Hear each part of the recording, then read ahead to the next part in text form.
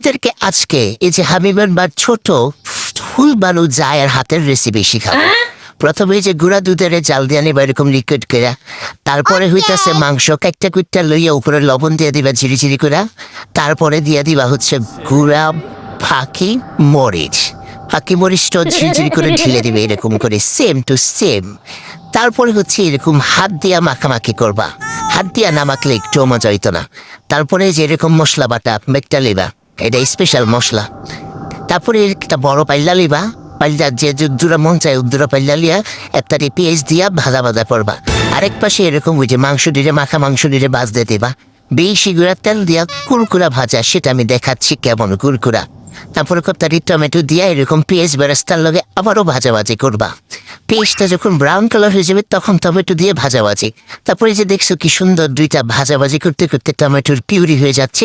তারপর আবার কোন ফাঁকে জানি কাঁচামরিচ দিয়ে দিছে, সেটাও দিয়ে লাড়াচাড়া করবা, নাড়াচাড়া করতে থাকবা। পরে আমি কইছি খবরদার কোনো কিছু আমার না দেখাই দিও না।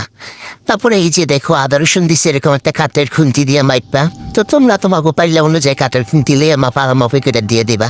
তারপরে এই যে দেখো ঘুটানাটা ঘুরুনটি দিয়ে দিয়ে এরকম করে লাড়াচাড়া করতে হবে, তাহলে কিন্তু মজা হইব, নাইলে হইতো না।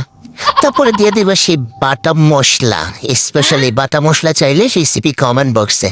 তো যাই হোক, তারপরে গরম পানি দিয়ে দেবা, গরম পানি দিয়া এরকম ঘুটানাটা আবারও নাড়তে থাকবা। এই খুন্তিটা ছাড়া কিন্তু ভুলেও তোমাদের তরকারি মজা হবে না। তারপরে আবার দিয়ে দিবা মরিচ ফাঁকি, কারণ টক মিষ্টি ঝাল ঝাল হবে। তো যাই হোক স্পেশাল তো কথা হইতেছে, পানি দিলে একটু এক গাঁট্টি পানি করতে এলো। ও নিশ্চয়ই একাম করিয়া ফেলেছে মহিলা, আবার সে নিয়ে যাচ্ছে দুধ ঢেলিয়া দিয়েছে, কারণ এখানে তো পানি আর হবে না। এই যে দেখেছ খালি খালি খালি সে সব ঢালিয়া দিয়েছে না দেখায়।